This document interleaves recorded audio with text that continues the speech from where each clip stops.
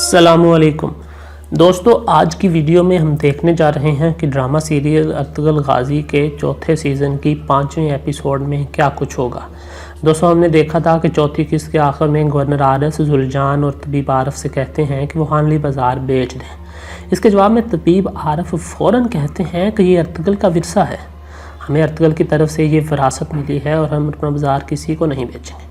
جبکہ زلجان کہتا ہے کہ عارس میں تمہارے مشورے پر تمہیں داد دیتا ہوں، اور پھر عارس وہاں سے یہ کہہ کر چلا جاتا ہے کہ زلجان بھائی، ہمیں آپ کے جواب کا انتظار رہے گا۔ ناظرین، اس کے بعد آپ دیکھیں گے کہ سمکو اپنے غلاموں کو جنگل میں لے جا رہا ہوتا ہے۔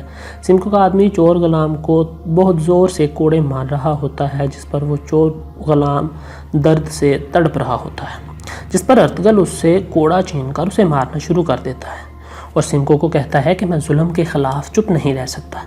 اس کے بعد سمکو ان کو قریب ہی ایک جگہ پڑاؤ ڈالنے کا کہتا ہے اور کہتا ہے کہ ارطغرل کو اس کے کیے کی سزا وہاں جا کر ملے گی۔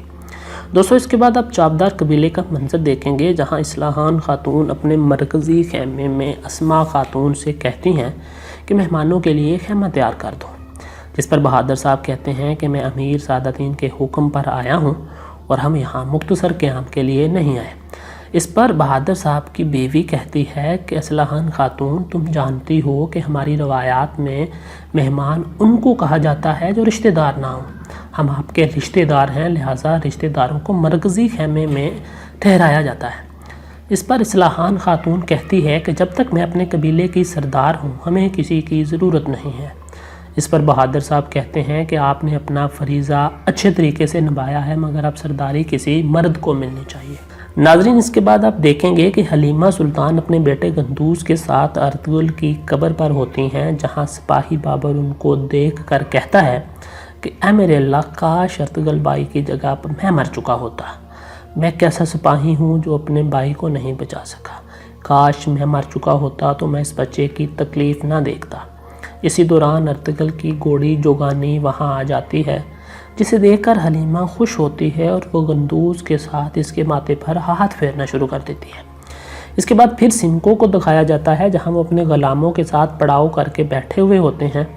سمکو ارطغرل سے کہتا ہے کہ تم مجھے بہت مہنگے پڑے ہو، مگر لگتا ہے کہ مجھے ابھی کچھ اور صبر کرنا پڑے گا۔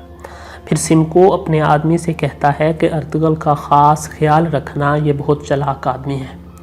اس کے بعد حلیمہ سلطان جوگانی پر بیٹھ کر قبیلے آ رہی ہوتی ہے، تو قبیلے کے لوگ ادھر ادھر سے بھاگ کر آتے ہیں اور کہتے ہیں کہ ہمارے سردار کی جوگانی آ رہی ہے، اور لوگ خوش ہو جاتے ہیں۔ اس کے بعد مرکزی خیمے کی طرف حلیمہ جوگانی کو لے کر جاتی ہے، جس پر حائمہ خاتون جوگانی کے ماتھے پر ہاتھ پھیرتی ہیں اور کہتی ہیں کہ یہ ایک بہادر ساتھی ہے، ہم اس کی دم کاٹ کر ارطغرل کی قبر پر لگائیں گے، جو کہ ہماری روایات کا حصہ ہے۔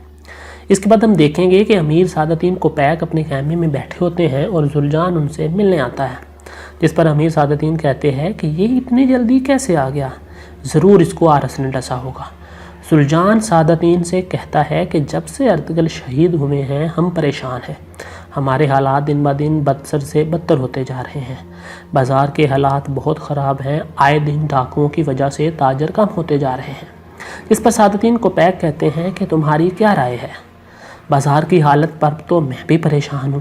اس پر زلجان کہتا ہے کہ میں ذاتی طور پر بازار کو بیچنا چاہتا ہوں اور عارس بازار خریدنا چاہتا ہے، اور میں آپ سے مشورہ کرنے آیا ہوں۔ اس پر امیر سعادتین کوپیک کہتے ہیں کہ میں تمہارے ساتھ ہوں، میں بھی بازار کو بیچنے کے حق میں ہوں، چونکہ عارس نے اسے خریدنے کی پیشکش کر دی ہے، لہٰذا تم بازار بیچ کر اپنے قبیلے کے حالات بہتر کر سکتے ہو، مگر اس سے پہلے تمہیں اپنی والدہ اور قبیلے سے مشورہ کرنا ہوگا اور ان کو اس پر راضی کرنا ہوگا۔ اس کے بعد زلجان امیر سعادتین کوپیک سے اجازت لے کے وہاں سے چلا جاتا ہے۔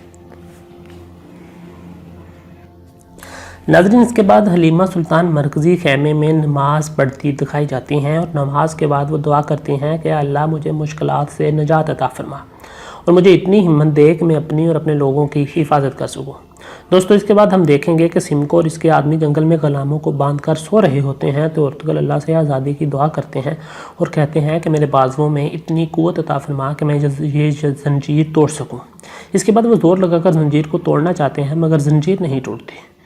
اس کے بعد دوبارہ اصلاحان خاتون کا خیمہ دکھایا جاتا ہے، جہاں وہ اپنے مرکزی خیمے میں بہادر صاحب، ان کی بیوی और बेटे संजार के साथ खाना खा रही होती हैं तो बहादुर साहब कहते हैं कि अब कबीले का कोई नया सरदार बनना चाहिए, जिस पर असलाहान खातून कहती हैं कि फ़िलहाल इसकी कोई ज़रूरत नहीं है। इस पर बहादुर साहब कहते हैं कि अब सरदारी के पर हमारा हक है और कोई मर्द सरदार होना चाहिए, जिस पर असलाहान कहती हैं कि ये नहीं हो सकता। बहादुर साहब का बेटा संजार इस पे कहता है कि बहादुर साहब जैसे मशहूर जंगजू की मौजूदगी में कोई औरत कैसे सरदार हो सकती है, ये हमारी रवायात में अच्छा ही नहीं लगता। इसके बाद बहादुर साहब असलाहान को जरगा बुलाने का कहते हैं। इसके बाद दोबारा अर्तुगल और ग़ुलामों को दिखाया जाता है और इसी दौरान चोर ग़ुलाम एक चाल चलते हुए सिमको के पहरेदार आदमी से चाबी छीन लेता है, जिसका सिमको के आदमी को इल्म तक नहीं होता। इसके बाद अर्तुगल और वो ग़ुलाम सिमको इस आदमी को मार कर सब ग़ुलामों की जंजीरें खोल कर वहाँ से भगा देते हैं। दोस्तों इसके बाद आप फिर से काई कबीले के मनाज़र देखेंगे, जहाँ पर जुलजान हाइमा खातून हलीमा और तबीब आरफ से हानली बाज़ार बेचने के बारे में मशावरत कर रहा होता है। इस पर तबीब आरफ फ़ौरन इसकी तजवीज़ का रद्द कर देते हैं। हलीमा सुल्तान भी ये कहकर तजवीज़ को मुस्तरद कर देती हैं कि ये हमारे पास अर्तुगल की विरासत है और हम ये बाज़ार बेचकर अर्तुगल की रूह को बेचैन नहीं कर सकते। इस दौरान हाइमा खातून जिरगा बुलाने का मशवरा देती हैं, जिस पर आरफ साहब एक बार फिर इस तजवीज़ का रद्द कर देते हैं कि बाज़ार को अरस के हाथों कैसे बेच दिया जाए। इसके बाद हलीमा खातून जुलजान से पूछती हैं कि क्या वाकई बाज़ार आरस के हाथों बेचना है। इस पर जुलजान उन्हें कहता है कि जी अम्मी जान, ये बाज़ार आरस के हाथों ही बेचा जाएगा। जिस पर हलीमा कहती हैं कि अर्तुगल ने यह बाज़ार काफरों से तलवार से लड़कर हासिल किया था और हम इसे कैसे दोबारा सोने के लिए काफरों को बेच दें। इस पर वो कहती हैं कि ये बाज़ार किसी काफर की मलकियत बन ही नहीं सकता। फिर तबीब आरफ कहते हैं कि ये बाज़ार ना तो सोने से ख़रीदा गया था और ना ही सोने के बदले इसको फ़रोख्त किया जा सकता है। इस पर जुलजान कहता है कि मैं जो भी करता हूँ कबीले की भलाई के लिए करता हूँ, और चूँकि हम डाकुओं को नहीं संभाल पा रहे और ताजर दिन ब दिन कम हो रहे हैं, लिहाजा बाज़ार को बेचना ही हमारे लिए बेहतर होगा। ये बातें सुनने के बाद हाइमा खातून कहती हैं कि ये मशावरत के लिए इजलास था। ये बाज़ार किसी की ज़ाती मलकियत नहीं है बल्कि पूरे कबीले की मलकियत है, लिहाजा बेहतर होगा कि इस पर जिरगे में फ़ैसला हो। इसके बाद वो जुलजान को इस मामले पर जिरगा बुलाने का कहती हैं। दोस्तों इस किस्त में आगे चलकर आप देखेंगे कि अर्तुगल ग़ुलामों को आज़ाद करवाने के बाद उनको भगा रहा होता है और इसके बाद सिमको के आदमियों से लड़ता है और इसके कुछ आदमियों को मारने के बाद वहाँ से भागने में कामयाब हो जाता है। जिस पर सिमको गुस्से से चलाते हुए अपने बाकी सिपाहियों से कहते हैं कि इसे पकड़ो, ये जाने ना पाए, मुझे ये ज़िंदा हालत में चाहिए, ये किसी भी सूरत में जाने ना पाए। आखिर में देखा जाएगा कि अमीर सादतीन कोपैक आरस के साथ किले में खाना खा रहे होते हैं, जहां वो बाज़ार को ख़रीद कर शराकतदारी के साथ चलाने पर बाहमी मशावरत की बातें कर रहे होते हैं। इसी दौरान अमीर सादतीन कोपैक आरस को बताते हैं कि कई लोग इसे बाज़ार नहीं बेचेंगे, मगर जुलजान इस बात पर राज़ी हो सकता है। जुलजान मेरे पास आया था और मैंने उसे कबीले वालों के साथ मशावरत के लिए वापस भेजा है।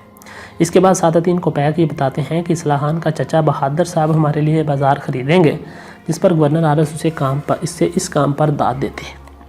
इसके बाद आप देखेंगे कि गवर्नर आरस अमीर सादतीन कोपैक को सोने के सिक्कों का एक संदूक देता है और वो कहता है कि ये हमारी फ़तह की चमक है, और इसके साथ ही दोनों इस बात पर इत्फाक करते हैं कि ये बाज़ार ना काई का होगा, ना सुल्तान का और ना ही शहनशाह का होगा, बल्कि ये बाज़ार अब से अमीर सादतीन कोपैक और गवर्नर आरस की मलकियत होगा। इसके दौरान ही अमीर सादतीन कोपैक और गवर्नर आरस खुशी में एक दूसरे से मुसाफहा भी करते हैं और इस तरह सीज़न 4 की 5वीं एपिसोड का इख्तिताम हो जाता है। दोस्तों उम्मीद करता हूँ कि आपको आज की वीडियो पसंद आई होगी।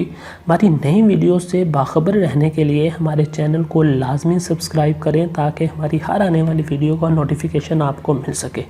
मिलते हैं अगली वीडियो में, तब तक के लिए अल्लाह हाफिज़।